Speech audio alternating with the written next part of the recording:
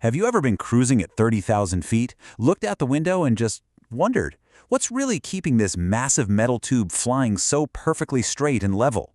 It's way more than just big wings and powerful engines. Today, we're diving into one of the most critical, yet invisible sciences in all of aviation. So let me ask you this. What do you think is the single most important check a pilot does before the wheels even start rolling? You might think it's the fuel, or the engines, or the weather. And yeah, all of those are absolutely vital. But there's another, quieter calculation that happens behind the scenes, one that the entire safety of the flight literally balances on. The official flight manuals don't mince words about this. This quote says it all. Getting this wrong doesn't just make the plane fly a little worse. It can actually compromise the structural integrity of the aircraft. We're not talking about efficiency here. We're talking about fundamental physics. And that brings us to this unseen balancing act. Because the heart of the issue isn't just how much the plane weighs, it's where all that weight is located. It's this incredibly delicate science where a simple bit of math is all that stands between a routine flight and a genuine emergency.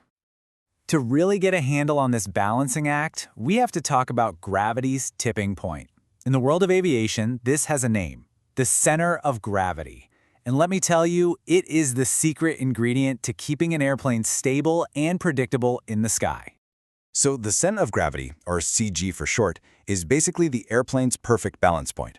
Seriously, imagine you could hang the entire aircraft from a single string. The exact spot where it would hang perfectly level without tipping forward or backward, well, that's your CG. It's the one theoretical point where all of its weight is effectively concentrated. Okay, the easiest way to wrap your head around this is to forget the complicated airplane for a second. Let's just picture a giant, high-stakes seesaw. Like the one from the playground? The physics at play are exactly the same. Now, on our seesaw, the distance from the middle pivot point, what pilots call the arm, is every bit as important as the weight itself. Look at this. A 50-pound weight might not seem like much, but when you place it way out there, 100 inches from the center, it creates this huge turning force. 50 pounds times 100 inches, that gives you 5,000 inch-pounds of force. And that turning force we just talked about, it has a name. It's called a moment. And on a real airplane, every single thing, every passenger, every suitcase, every gallon of fuel, has its own weight and its own arm, which means it creates its own moment that the pilot absolutely has to account for. So here's the golden rule, the whole point of the exercise. For our seesaw or our airplane to be perfectly balanced, all the moments trying to tip it forward have to be canceled out by all the moments trying to tip it backward. It's that simple. But if you get that math wrong, things can go sideways fast. Now, when things do go wrong, it usually happens in one of two ways. You can be in trouble because you're simply too heavy, or you can be in trouble because your weight is in the wrong place. They're two totally distinct paths to danger, and they affect the plane in very different ways. Let's break it down. On one side, you've got being overweight. That's pretty straightforward, right? The plane just weighs more than it's legally and structurally allowed to. But then there's being out of balance. This is where the final center of gravity is either too far forward or too far back, falling outside the safe zone, even if you're technically under the maximum weight limit. The scary part about an overweight plane is that it creates this whole cascade of performance problems. It needs way more runway to get airborne, it feels sluggish, struggling to climb, it can't fly as high or as far, and maybe the most dangerous part, it will stall. It'll lose lift at a much higher speed, which dramatically shrinks the pilot's margin for error. An unbalanced aircraft, though, that's a whole different kind of problem. That's about control. If it's too nose-heavy, the pilot might literally not have enough strength to pull the nose up for takeoff. But tail-heavy? Phew, that is a pilot's nightmare. It makes the plane dangerously unstable, almost twitchy. It can be incredibly hard to recover from a stall, and can even cause a pilot to accidentally pull too hard and break the structure of the plane mid-flight. So, with the stakes being that high, how do pilots nail this every single time? Well, they don't guess. They don't eyeball it.